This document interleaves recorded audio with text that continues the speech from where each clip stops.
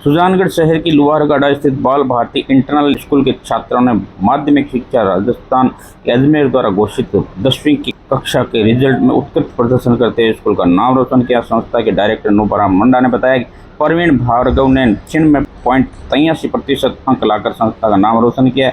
रजनी कंवर में 96.33% रही। इसी तरह स्कूल की छात्र रेहान भाटी ने 96% अंक हासिल करके दीपिका बागड़ा ने 95% से अधिक अंक हासिल करके संस्था का मान बढ़ाया है। सभी छात्र छात्राओं को सफलता का श्रेय अपने माता पिता, स्कूल के स्टाफ को देते हुए बताया। इसके लिए नियमित पढ़ाई 6 घंटे 7 घंटे तक और सोशल मीडिया से दूरी बनाई, तब ये सफलता मिली। उन्होंने बताया कि गुरुजनों का विशेष सहयोग रहा। और बता दें कि इस स्कूल में 18 छात्र छात्राओं ने 90% से अधिक अंक हासिल करके संस्था का नाम रोशन किया। स्कूल के सभी छात्र छात्राओं का प्रिंसिपल सहित अतिथियों ने माला पहनाकर स्वागत अभिनंदन समारोह आयोजित किया गया। विद्यालय परिसर में विद्यालय का 10वीं का रिजल्ट किस प्रकार रहा, क्या कार्यक्रम था? सर, आज जो रिजल्ट आया उस रिजल्ट में हमें जो आशा थी उसके मुताबिक 2 बच्चों के नंबर कम आए। मेरा स्टाफ की और बच्चों के अकॉर्डिंग 20 बच्चों के 90 से अबव नंबर आने थे और हाईएस्ट नंबर 98 आने थे। लेकिन कोई बात नहीं, किसी बच्चे थोड़ी सी गलती की वजह से उस बच्चे ने 96.83 प्रवीण भार्गव ने पहला स्थान प्राप्त किया है। दूसरा स्थान रंजनी बहन है कंवर, उसने 96.33। तीसरा दीपिका बागड़ा 95.67 और चौथा स्थान 95 एक बच्चे ने और प्राप्त किया है। कुल मिलाकर के बाल भारती इंटरनल स्कूल के 18 बच्चों ने 90% से अबव अंक हासिल किए हैं।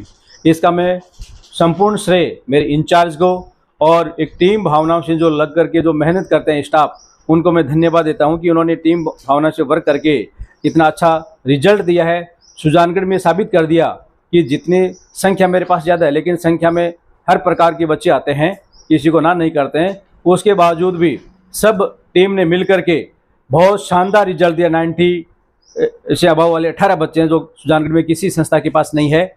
हो सकता है 97 हो, लेकिन इतनी बड़ी संख्या में 90% से अबव नंबर बाल भारती इंटरनल स्कूल में है। और उसी उपलक्ष्य में बच्चों का सम्मान समारोह रखा गया, सबको सम्मानित किया गया, अभिभावकों को बुलाया गया, क्योंकि तुरंत ये कार्यक्रम होने में बच्चों में एक जोश होता है। उस जोश से वो आगे का रास्ता तय करते हैं। तुरंत सम्मान किया गया। और इसी के साथ साथ मैं पूरे विद्यालय के अभिभावकों को मैं धन्यवाद देना चाहता हूं कि उन्होंने मेरे पर जो विश्वास किया है और विश्वास करके अपने लाडनू नो निहालों का मेरे पास एडमिशन दिलवाते हैं। और मैं जो कहते हैं उस पर खरे उतरने की कोशिश करता हूं। साल भर प्रयास रहता है, कोई 1 महीने का प्रयास नहीं है। मेरे बच्चों का विशेषता ये है कि यहाँ कोई भी बच्चा ट्यूशन नहीं करता है, बिना ट्यूशन के प्रयास है ये। मैं रात्रि के समय भी सुबह के समय भी अतिरिक्त कक्षाएं लगा करके 3 महीने लगातार लगा करके इन बच्चों का ये रिजल्ट देते हैं। टॉपर कोई भी बच्चा है वो किसी सिंगल टीचर के पास भी ट्यूशन करने के लिए नहीं जाता मेरा, और ये मेरी सबसे बड़ी उपलब्धि है। और हर संस्थाओं में बच्चे जो टॉपर आते हैं वो किसी न किसी के पास ट्यूशन करते हैं, साल भर ट्यूशन करते हैं। लेकिन बाल भारती इंटरनल का ये विशेषता है कि बच्चा कोई किसी के पास ट्यूशन नहीं करता है, चाहे मीडियम हो चाहे होशियार हो। मैं सबको मना करता हूँ, फिर भी कोई मीडियम बच्चा कर लेता तो अलग बात है। लेकिन यहाँ ट्यूशन का कोई कॉलम नहीं है। टीचर्स को भी ये बताया जाता है और अभिभावकों को भी ये बताया जाता है कि बिना ट्यूशन बच्चे को सेल्फ स्टडी करवाइए और संस्था पर आप विश्वास रखिए। संस्था जब आपके बच्चों को बुलाया जाता है तब आप बच्चों को भेजने की कोशिश करें और बच्चों के संपर्क में रहिए आप। और मेरा निवेदन है अभिभावकों से ये रहता है कि आप इस सोशल जो मोबाइल है, इस मोबाइल से बच्चों को दूर रखें। जब बच्चे मोबाइल से दूर होंगे तो निश्चित रूप से आप निश्चित सिलेबस है, उस सिलेबस के अकॉर्डिंग बच्चा जब मेहनत करेगा तो निश्चित रूप से सफलता को रोक नहीं सकता। ऐसे मेरे इंग्लिश मीडियम में भी 5 बच्चों ने 90% से अधिक अंक हासिल किए हैं 35 में से। तो इस प्रकार मैं पूरे टीम को, यहाँ बाल भारती इंटरनल के जो इंचार्ज है मैना जी जानू, मीरा जी जाखड़, और इंग्लिश मीडियम को जो इंचार्ज है रचना जी जांगीड़, उन सभी दीदियों को मैं धन्यवाद देता हूँ कि इन्होंने न तो रात देखी है, न दिन देखा है, न छुट्टी देखी है।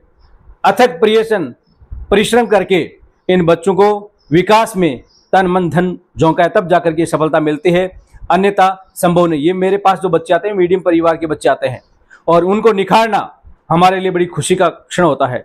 तो मैं मेरे समस्त स्टाफ को धन्यवाद देता हूं कि आपने कठोर मेहनत करके और बच्चों का पूरा दिल जीत करके जो मेहनत की है उसी का आज ये परिणाम है।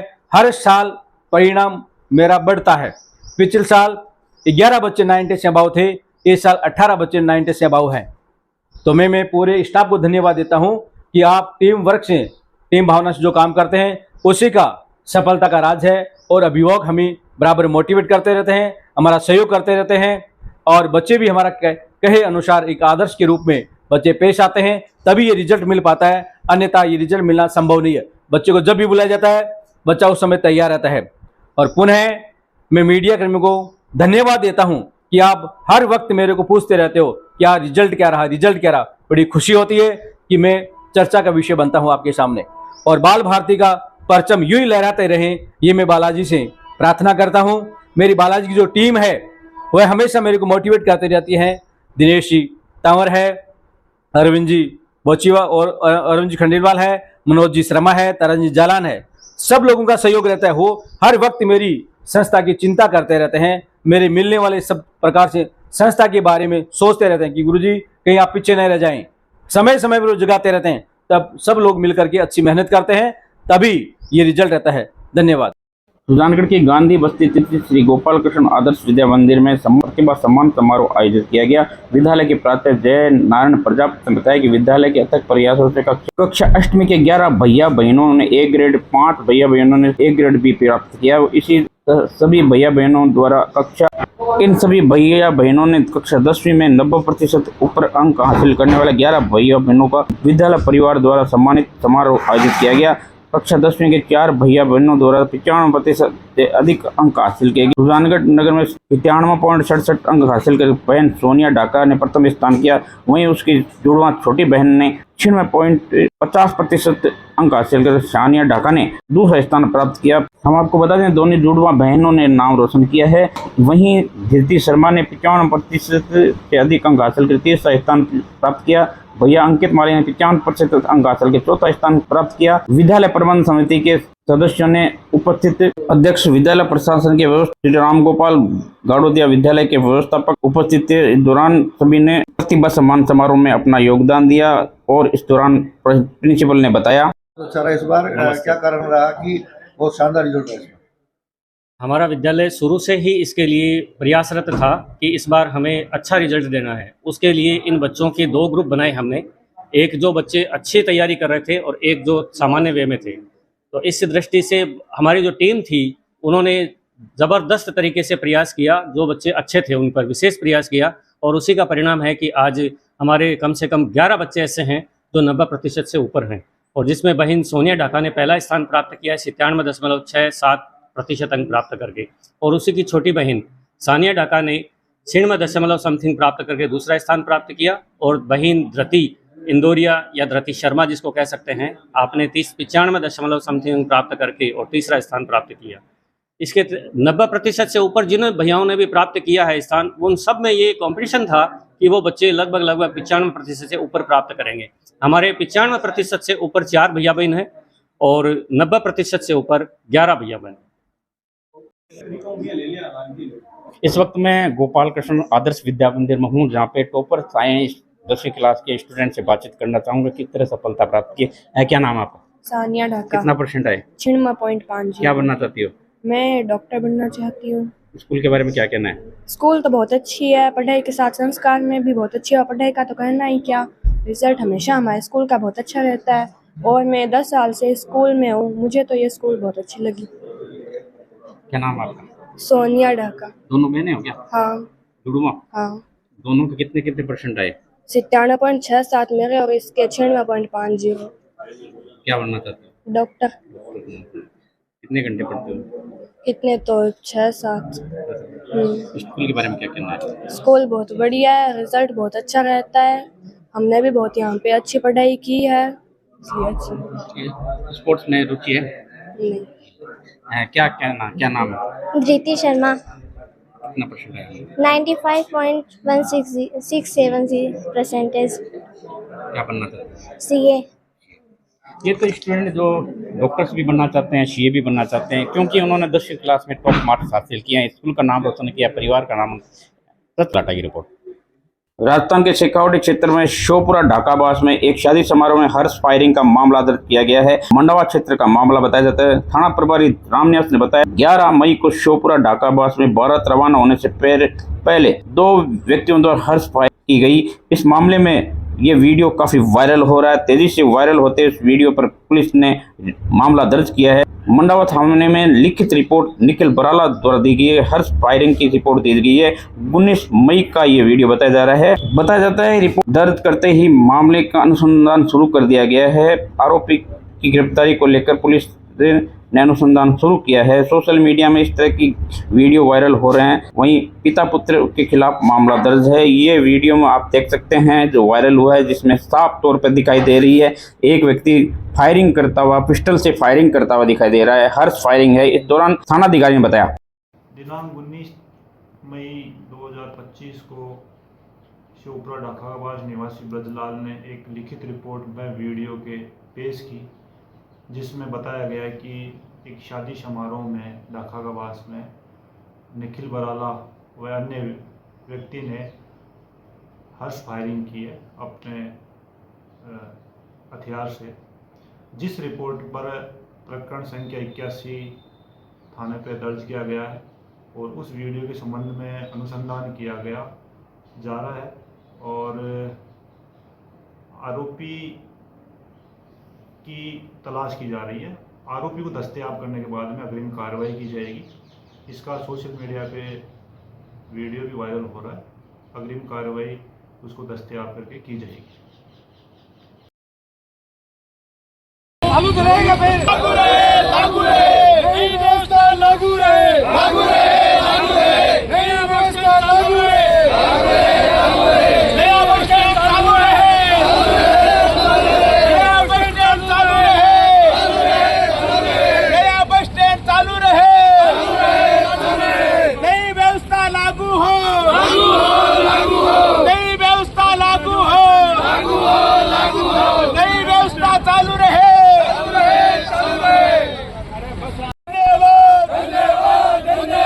जिला कलेक्टर धन्यवाद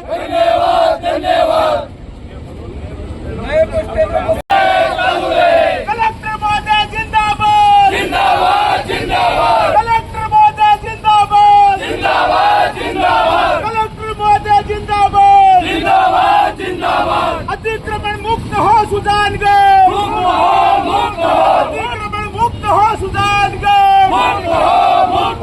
नया बस स्टैंड चालू रहे नया बस स्टैंड चालू रहे कलेक्टर के आदेशों की पालना करो कलेक्टर के आदेशों की पालना करो आदेशों की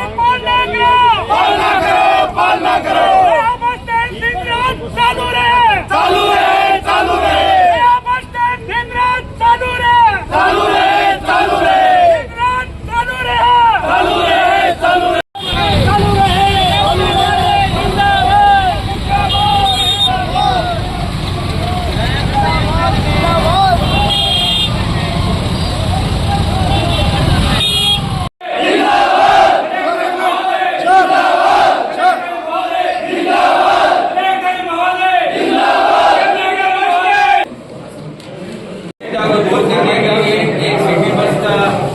संचालन हो सकता है जो डालिया खाने से लेके बस स्टैंड तक चलती रहे। नेता प्रतिपक्ष जो जयपुर गए थे और उन्होंने 2-3 मंत्रियों से मुलाकात की। उन्होंने कभी ये मुद्दा नहीं रखा कि सुजानगढ़ का जो विकास होता है उसमें जो मेन बाजार का जो रास्ता है उसको चौड़ाकरण किया जाए और जो असुविधाएं जो यात्रियों को पुराने बस स्टैंड पे हो रही थी उनको कभी अधिकारियों को अवगत नहीं करवाया। जबकि कुछ लोग अपने निजी स्वार्थ के लिए जगह जगह जा रहे हैं और जगह जगह अधिकारियों से मंत्रियों से बातचीत कर रहे हैं। ये सुजानगढ़ का जो आम नागरिक है ये कतई बर्दाश्त नहीं करेगा और नया बस स्टैंड है वो पूर्ण रूप से जनता के लिए उपयोगी है और वही चालू रहना चाहिए। से लेकर और अशोक सर्किल तक डबल में बात करूं आप किसी व्यापारी का कोई विरोध नहीं था। जो रुका है वो प्रशासनिक कारण आम लोगों की हो रही है, व्यापारी क्यों आ जाता है बीच में? आम पब्लिक का कोई विरोध नहीं था। तो निजी जो प्रशासनिक कारणों से वो डिवाइडर रुका हुआ। हम तो अभी चाहते हैं कि वो डिवाइडर बने और चौड़ाईकरण हो और शहर का विकास हो। नहीं, आप लोग आए क्यों नहीं सड़कों पर? समय बताइए। हम तो सड़कों पे थे, हमने ज्ञापन दिए है वहाँ पे, पर कोई अभी सुना ही नहीं कि वो यहाँ पे के नेता गए थे जयपुर, उनके बारे में क्या कहेंगे? नहीं, मैं भारतीय जनता पार्टी का कार्यकर्ता हूँ और पार्षद भी हूँ। मेरी पार्टी ने बहुत अच्छा काम किया है, लेकिन जो कुछ नेता हैं अपनी राजनीति चमकाने के लिए वो अपना ये बस स्टैंड का जो दुर्भाग्य है, जो बस स्टैंड या पुराने बस स्टैंड पर लाने चाहते हैं। लेकिन भारतीय जनता पार्टी सरकार ने तो अच्छा ही काम किया है, नया बस स्टैंड चालू किया है। भाजपा की नेता है नगरीय परिषद में। भाजपा के तो अपनी राजनीति चमकाने के लिए करते हैं ना, हमारा क्या? हम तो जनता के हित में है, जनता जो चाहेगी वो काम करेंगे हम तो। जनता के लिए वो नया बस स्टैंड बढ़िया है। यहाँ पेशाब करने के लिए जगह नहीं है, आदमी खड़े रहने के लिए जगह नहीं है। हमारे मुख्यमंत्री जी ने तो बहुत अच्छी व्यवस्था की है, नया केंद्रीय बस स्टैंड चालू किया है। तो वो फिर गलत है इसका मतलब? नहीं, वो तो गलत ही है, उसमें क्या है? कौन है बंद करो, गलत है। हमारे मुख्यमंत्री जी ने बहुत अच्छी व्यवस्था की है और नई बसें लाने के लिए बातचीत। भाजपा नेता कौन है? जो है वो आपके सामने है, उसमें क्या है? जो गए वो आपके सामने है। मांगे कलेक्टर साहब का बहुत बहुत धन्यवाद करता हूं। जो नया बस स्टैंड चालू किया है उसमें पैसेंजर के लिए हर तरह की सुविधा है। खड़े रहने के लिए, बरसात में, धूप में सुरक्षित रह सकते हैं। शौचालय की व्यवस्था है, वहाँ बस का इंतजार आराम से कर सकते हैं, कहीं इधर उधर भागना नहीं पड़ता। इसलिए बारिश हो, तूफान हो, कलेक्टर साहब का बहुत बहुत धन्यवाद और इस व्यवस्था को सुचारू रूप से चलाने के लिए प्रयास करें। नया बस स्टैंड शुरू हुआ है। बहुत ही खुशी की बात है कि कलेक्टर महोदय के द्वारा और सुजानगढ़ प्रशासन के द्वारा ये नया बस स्टैंड पुनः चालू किया गया है। तो मैं कलेक्टर महोदय को धन्यवाद देना चाहूँगा और सुजानगढ़ प्रशासन को भी धन्यवाद देना चाहूँगा। और जो ये बस स्टैंड चालू किया है इसको चालू ही रखा जाए। बात आ रही है पुराने बस स्टैंड की, तो पुराने बस स्टैंड अतिक्रमण बहुत ज़्यादा है, लोगों को आवाजाही में बहुत बड़ी दिक्कत होती है। तो जब नया बस स्टैंड बनाया था, जिस दानदाता ने वो जमीन दी थी और सरकार ने उसको बनाया है, तो उसका उपयोग होना बहुत जरूरी है। और कुछ चंद लोग अपने निजी स्वार्थ के लिए विरोध में ज्ञापन देते हैं, ये होता है, ऐसी कोई बात नहीं है। बाकी मैं सरकार को और कलेक्टर महोदय को बहुत बहुत धन्यवाद दूं और ये स्टैंड वैसे ही चालू रहे जैसे अभी चालू है। हम ये कहना चाहेंगे कि 20 सिटी बसें लग जाए लाडनू से नए केंद्रीय बस स्टैंड तक, कोई परेशानी नहीं होगी। और 1000-2000 आदमी बैठे, बारिश हो, आंधी हो, तूफान हो, कभी भी बैठने के लिए पूरी व्यवस्था है। क्या मांग? एक तो जो 21 अप्रैल से नई व्यवस्था लागू करी है ट्रैफिक के लिए, उसके लिए कलेक्टर साहब का धन्यवाद ज्ञापन करने के लिए आए हैं एसडीएम महोदय के मार्फत। तो जब भामाशाह ज़मीन देते हैं और गवर्नमेंट उससे पैसा लगाती है, इतना करोड़ों रुपए खर्च करती है, 20 साल से बस स्टैंड बना हुआ है, 4-5 साल चालू हो गया, कभी भी स्थायी रहता नहीं है। तो इसलिए हम एसडीएम महोदय को के द्वारा कलेक्टर साहब को यही कहने आए हैं कि इस व्यवस्था को दोबारा बंद ना किया जाए, क्योंकि फिर कौन भामाशाह इतनी ज़मीन देगा, क्यों गवर्नमेंट पैसा लगाएगी। और जो पुराना बस स्टैंड है वो कोई टाइम में बहुत उपयोगी था, तो चला था, अभी क्या वहाँ पे जगह नहीं रही है, बहुत कंजेस्टेड हो गया है, वहाँ पे बसें खड़ी रखने की जगह नहीं है, ना ही कोई यात्रियों की सुविधा है। तो जो नया बस स्टैंड है वहाँ पे काफ़ी, एक तो पेड़ पौधे भी बहुत ज़्यादा हैं, प्रदूषण की कोई दिक्कत नहीं है, और बहुत बड़ा बस स्टैंड है, वहाँ पे यात्रियों के रुकने की अच्छी सुविधा है, बहुत बड़ा हॉल है, और जो शौचालय वहाँ बने हुए हैं। तो मैं तो यही करना चाहता हूँ कि वहाँ पे जितनी भी सुविधा और आगे विस्तार होगी वहाँ पे, तो जितनी भी बसें सारी वहाँ जानी चाहिए और ये यथावत रहना चाहिए। और कलेक्टर महोदय को पुनः धन्यवाद ज्ञापित करते हैं। हिंदी पत्रकारिता दिवस के अवसर पर राष्ट्रीय जाट महासभा के प्रदेश कार्यालय में पत्रकारों सम्मान समारोह आयोजित। राष्ट्रीय जाट महासभा के प्रदेश अध्यक्ष धर्मेंद्र किलक ने सभी पत्रकारों को माला व साफा पहनाकर स्वागत किया। इस अवसर पर पत्रकार समाज में महत्वपूर्ण भूमिका निभाते हैं। चाहे जब समस्या हो या फिर राजनीति जुड़ी खबरें, पत्रकार के माध्यम से जानकारी आम व्यक्ति को पहुँचती है। किलक ने 24 घंटे की जनता की सेवा में जुटे इन पत्रकारों को सम्मान किया। हम आपको बता दें, सुजानगढ़ शहर के आसपास के electronic, print media, YouTube, digital माध्यम से सेवा देने वाले पत्रकारों का सम्मान किया गया। इस अवसर पर सुजानगढ़ तहसील के काफी संख्या में पत्रकार और राष्ट्रीय जाट महासभा कार्यालय मौजूद रहे। धर्मेंद्र किलक ने सभी का माला व साफा पहनाकर स्वागत अभिनंदन किया। वहीं आपको बता दें, ग्रुप फोटो के साथ साथ सेल्फी फोटो का इस विजुअल के माध्यम से बताया जा सकता है। पत्रकार शैलेंद्र लाठा, मनीष शर्मा, अखिलेश दादी, राजकुमार टोटिया, अमित प्रजापति, विलियम विल्सन, शिव कुमार तिवारी, सुनील स्वामी का सम्मान किया गया। इस दौरान मीडिया से रूबरू होते हुए राष्ट्रीय जाट महासभा के प्रदेश अध्यक्ष ने बताया, पत्रकारिता दिवस है, क्या कहना है? आज मैं हिंदी पत्रकारिता दिवस पर देश प्रदेश के सभी पत्रकारों को राष्ट्रीय जाट महासभा की तरफ से, पूरे राष्ट्रीय जाट महासभा परिवार की तरफ से उनको हिंदी पत्रकारिता दिवस पर हार्दिक बधाई, शुभकामनाएं देता हूं। जो भी देश की इलेक्ट्रिक मीडिया, प्रिंट मीडिया, जितनी भी मीडिया है, उनको सबको मैं आज के दिन उनको बहुत ढेर सारी बधाइयां दे रहा हूं। और देश की आज़ादी से लेके आज तक पत्रकारिता का बहुत बड़ा योगदान है और पत्रकारों के कलम की ताकत हमेशा बनी रहे। और मैं सभी पत्रकारों को, सभी मीडिया के, प्रिंट, इलेक्ट्रिक मीडिया, जो भी पत्रकार हैं, उन सबको मैं आज सैल्यूट करता हूं और एक बार पुनः उनको हार्दिक बधाई, शुभकामनाएं।